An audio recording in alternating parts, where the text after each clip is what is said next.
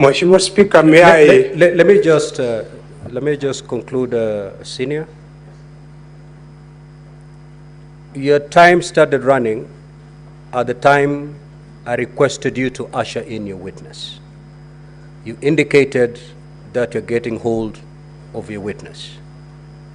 We'll give you all the time you need to get hold of your witness, but to let you know that the clock is running, and it's running on your client. You can take all the time, but his time is running out.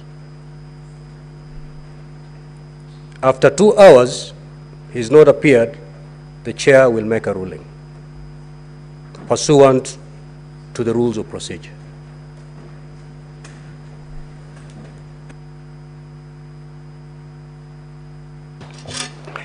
Mheshimiwa Speaker, may I start first and foremost by expressing apologies and regrets that the Deputy President is not here, and by not being here, the inconvenience and delay caused to Mheshimiwa Speaker and to honorable senators. The position, Mheshimiwa Speaker, is that during that period that I went to try to find out why he wasn't here, because as Mheshimiwa Speaker knows, the Deputy President has been coming here absolutely punctually every day. The sad reality is that the Deputy President, the Republic of Kenya, has been taken sick, very sick, and as I address Mr. Speaker in this honorable House, senators, he is in hospital, Mheshimiwa Speaker. That is a sad reality.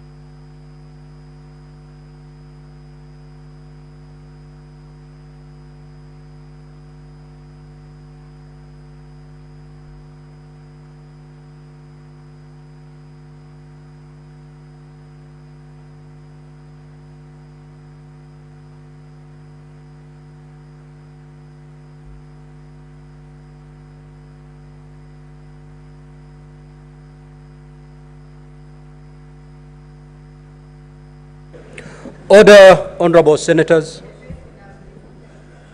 Order, honorable senators. Senator Kajwang. Now, Counsel for the National Assembly, you have had Senior Counsel Paul Mwite for and on behalf of the Deputy President. Considering that this is a time-bound process, what is your reaction? Mr. Speaker, sir, this is a house governed by the rule of law. We truly empathize with the difficulty that His Excellency, the Deputy President, has found himself in. But, Mr. Speaker, sir, pursuant to Rule 11 of the rules governing this process, if I may, with your permission, maybe Counsel for the National Assembly. Yes, Mr. Speaker, sir. Just take a seat before you make your rejoinder. Senior Counsel Paul Mwite, having said whatever you've said, what is your proposed way forward so that a reaction can be put from the National Assembly. Are you telling us we wait until your client gets here? What is your proposed way forward?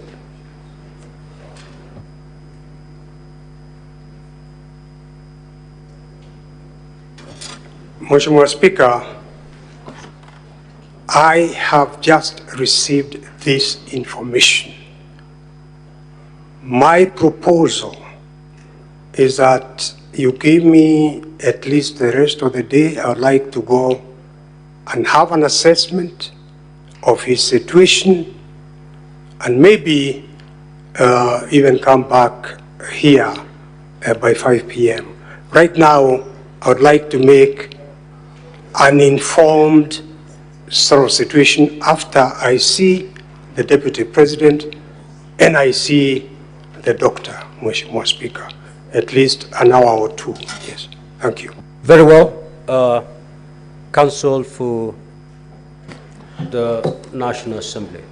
Mr. Speaker, sir, having very keenly listened to my learned senior colleague, Paul Mwite, Senior Counsel, it puts us in a bit of a difficulty because whereas we may want to empathize with the situation, there appears to be no indication from their end as to a specific proposal.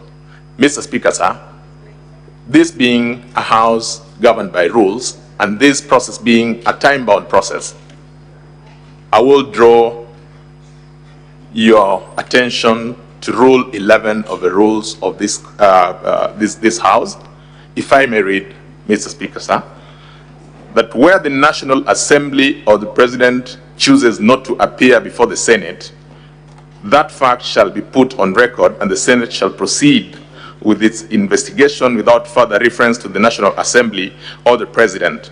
But the Senate may, for exceptional reasons to be recorded, permit a later appearance before the Senate by the National Assembly or the President.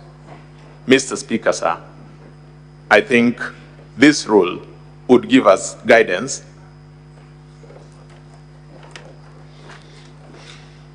we may proceed.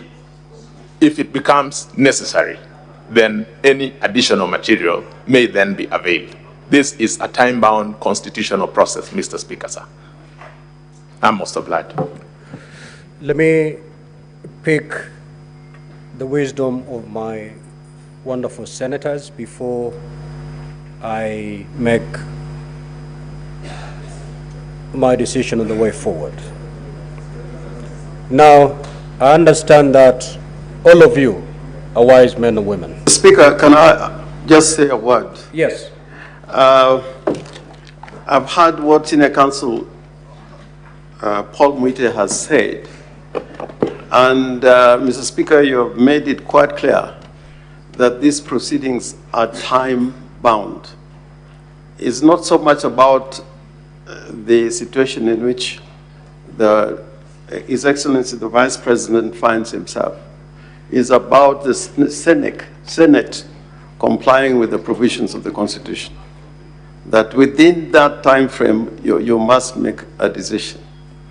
Reading the standing orders that my learned friend, Mr. Rick Gumbo, has referred to, it would be useful to this House if Senior Counsel Paul Mwite could probably give us a way forward in terms of the time limitation that the Senate has. I'm saying this because we don't want somebody to say that the Deputy President was not given an opportunity to be heard. I think the Senate will want him to be heard.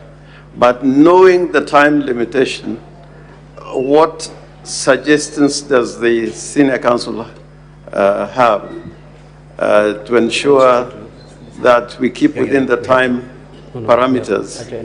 At the same time, the Deputy President is given his space to defend himself. So we have two sides. We have the minority side and the majority side. I will only allow the two leaders to speak. If you need to consult in the next 1 minute.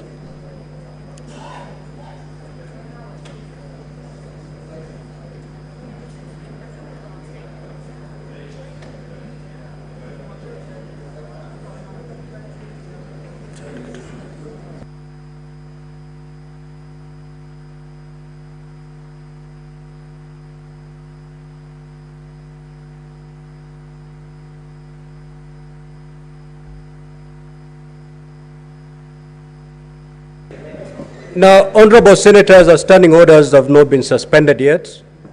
It is only Senator Mazayo and the majority leader who, the rest, take your seat. The rest, please take your seat.